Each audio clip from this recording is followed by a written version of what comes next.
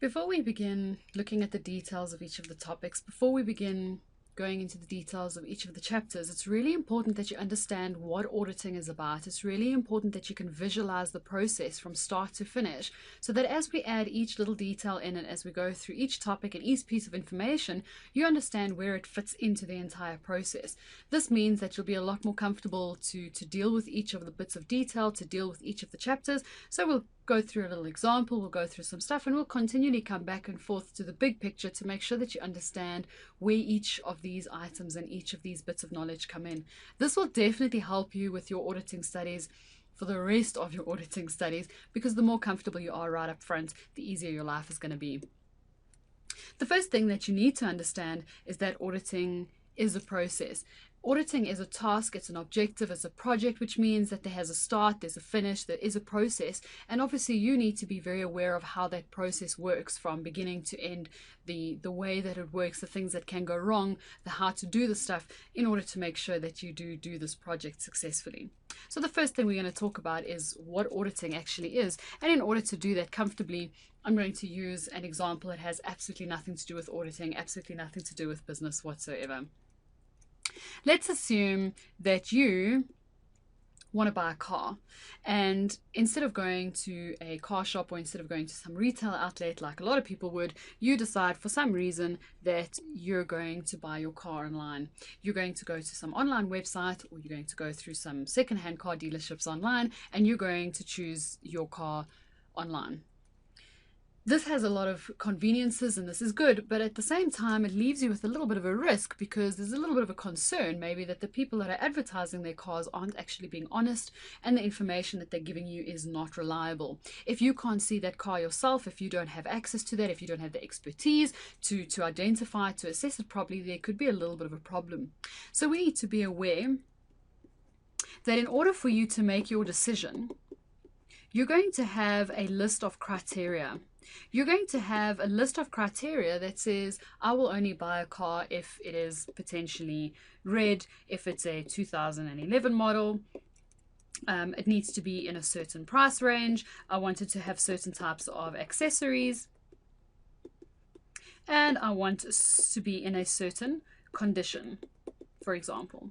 So this is your criteria. You will consider buying a car if it meets, and if that car meets that criteria. Your problem is that there very well could be a couple of cars that are advertised online that appear to meet that criteria. Your question though is, can you rely on the information that you're looking at? Because you don't have as much detail, as much information, you can't see this car for yourself, there's a very good probability that someone might try and sell you a car that doesn't meet that criteria, but they say that it does. This is a little bit of a concern for you. And obviously, you would feel a lot better if there was a third party in here. If that third party said to you, don't worry, I'm going to take a look at that car and I'll tell you whether or not it meets your criteria. And once I'm taking a look at it, I'll give you the information and I'll either say to you, yes, that car meets your criteria, or no, it doesn't. You're looking for some kind of assurance from that third party. You're hoping that that third party can give you assurance about the reliability of that car before you actually buy it. Before you part with your money, you want to know whether or not the person saying that they're selling this car is actually telling the truth about this. You're worried about the reliability of the information. Be very careful about this. What is it that the third party is telling you? They're giving you assurance about the reliability of the information. They're saying to you, this car we look at is actually red. It is a 2011 model. It is within your price range. The accessories you're looking for are there, and it is in the condition that they say it's in. That third party, you do not need them to tell you whether or not you should be buying a red car. It is not their job to tell you whether or not you should be buying a car with certain types of accessories or within a certain price range. You don't need them to tell you whether this is value for money or a good deal, or whether or not you should or shouldn't buy this car. All you really want them to do is tell you whether or not the car that is advertised actually meets the criteria that you already have set up. So let's make very sure that you're comfortable with the fact that the third party is there to give you information and assurance about the reliability of that car, rather than tell you what it is that you should be buying. The question is, why would you trust the third party over the online website? Why is it that you would place your trust in this third party? Why would you feel more comfortable, and why would you take assurance from anything they say rather than the online site? And most of the reason for that lies in the fact that they are independent. The more independent they are, the more it means that they have nothing to gain or lose by telling you whether or not this car meets that particular criteria. They don't make money out of this deal, so it's not like they're going to benefit if they sell you something that doesn't meet your criteria. They're not selling it to you. It's got nothing to do with them. They completely are a third party, and therefore their independence is important. The other thing, obviously, that is quite important is their knowledge. Do they actually know what it is that they're looking for? When you said you wanted it in a certain condition, do they have the knowledge and the ability to assess that and give you the right information?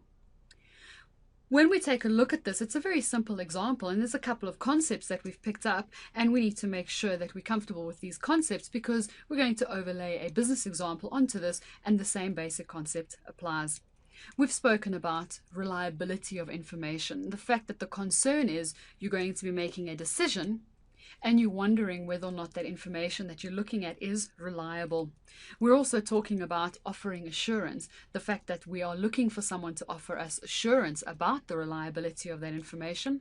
We've spoken a little bit about trust and why we would place trust in a third party, as well as the fact that that trust comes from independence and the knowledge of the third party. So although this example isn't actually auditing, this gives us a really good base for us to move onto the audit itself. So let's change this.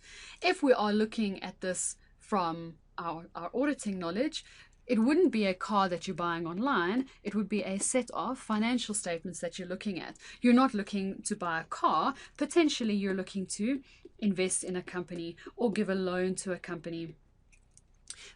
You're going to be making some kind of decision about this company based on their financial statements. The rest of it is pretty much the same. Your concern is whether or not you can rely on the information in this financial statements in order to make that investment or to give this company that loan. So your worry is that the people who put the financials together, which would be the directors, you're worried about whether or not the directors are telling you what you want to hear. You are concerned about the reliability of the information in those financials. And so exactly the same as with the car example, you're looking for a third party to come in and assess the reliability of that information. And that obviously would be us as auditors.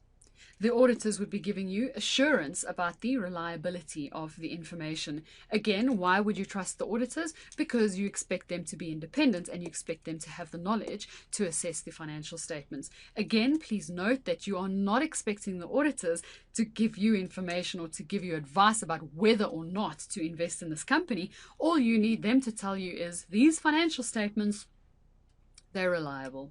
What is said in here is reliable, and it is actually a representation of what went on. So when you look at the profit, when you look at the sales, when you look at the assets, whatever you see there, you can rely on that information in order to make your decision. So that's a very simple example, and we've overlaid the auditing process over that. And the more that you can understand this basic concept and this basic example, the easier it's going to be for you to understand why we do all the little bits and pieces that we do as an auditor. And as we go through each of the bits of detail, we can fit them into this particular process and understand why we do this a little bit better.